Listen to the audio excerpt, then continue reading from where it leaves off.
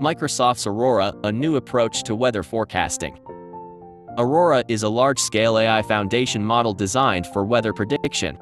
It is trained on a massive dataset of weather and climate simulations, enabling it to capture complex atmospheric dynamics. Aurora offers high-resolution forecasts at 11 km spatial resolution with improved accuracy and efficiency compared to traditional models. The model's versatility allows it to predict various atmospheric variables like temperature, wind, pollution, and greenhouse gas concentrations. Comparison with other developments. Similar to Microsoft's Aurora, Google's SEEDS, AI for weather forecasts aims to improve forecast accuracy and efficiency, particularly for extreme weather events.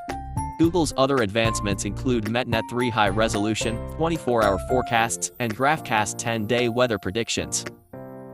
Overall, both Microsoft and Google are making significant contributions to improving weather forecasting through advanced AI models. Aurora and SEEDS offer promising capabilities for enhanced accuracy, efficiency, and versatility in weather prediction.